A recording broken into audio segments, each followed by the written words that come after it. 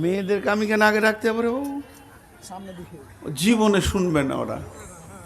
আমার বই আমার কথা শুনে না, আর পরের বউ শুনবে? মাথা খারাপ। আমি হিসাব করে পাই না।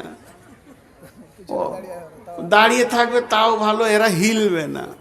ওরা যদি হিলতো তাহলে গোটা দুনিয়ার মানুষ আর মাথা ঠুকে মরতো না। যে বিয়ে করেছে সে জানে যে জিনিসটা কি জিনিস, যার বিয়ে হয় নাই সে জানবে কি করে যে জিনিসটা কি জিনিস। আমি যাকে বিয়ে করেছি, যাকে খাওয়ার দেওয়ায় আল্লাহ আমাকে দিয়ে, পোশাক দিই, চিকিৎসা দিই, ভালোবাসা, প্রেম প্রীতি, টাকা পয়সা সব দিই, সেই আমার কথা শুনে না। এ আফসোসের কোথা রাখবো? বাপ তোমরা ছোট ছেলে, বুঝবে না, চুপ করে থাকো। ও জিনিস আলাদা জিনিস। আল্লাহ দিয়েছে, দেখে ভালো লাগছে, দুনিয়া কাটিয়ে লাও, ছেড়ে দাও। ওদেরই বায়ন চলছে, এক চুল হিলাতে পারবে না। যাও, আমি বলে দিছি, মা আমার, বোন আমার, বেটি আমার, খালা আমার, সামনে দিকে আগিয়ে বসে, পেছনটা ছেড়ে দেন।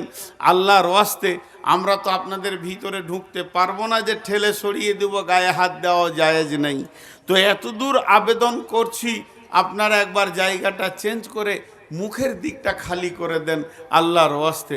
জান হয় নাই, দেখে আসেন, রেজাল্টটাও দিয়ে দিচ্ছি সঙ্গে সঙ্গে। একটু হিলেনি, একটু হিলেনি।